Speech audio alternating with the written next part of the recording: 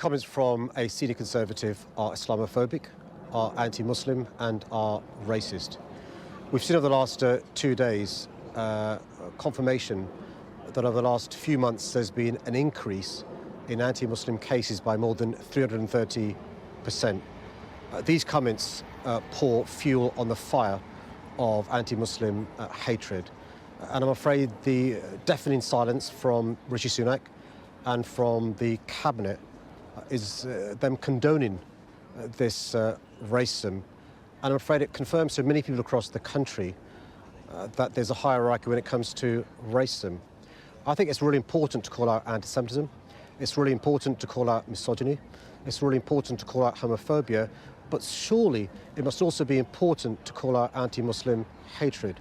And I tell you this, my concern is there'll be people across the country, people who are Muslim or look like Muslims, who'll be really concerned about entering into politics because they know if these are the sorts of comments that are said against me by a senior Conservative, what chance do they have? Are you concerned that the Andersons' comments may have compromised your safety and security?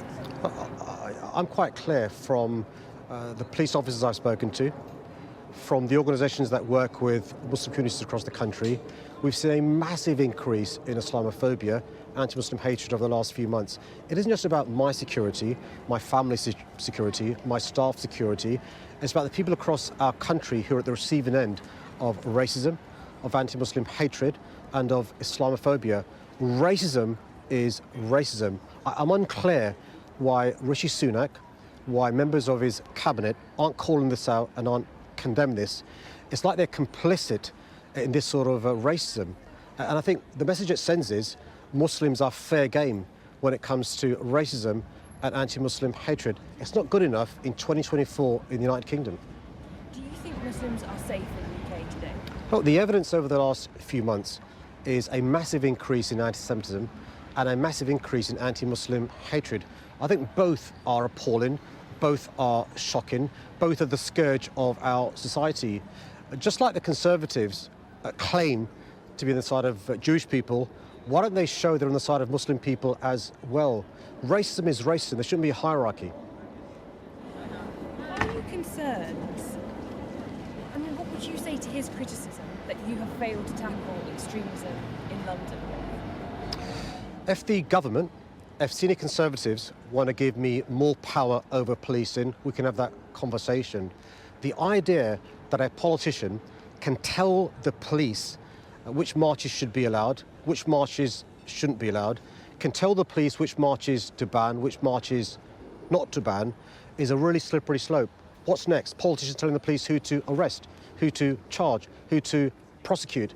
If the government or the Conservatives have got concerns about the powers the police have, they should give the police more powers.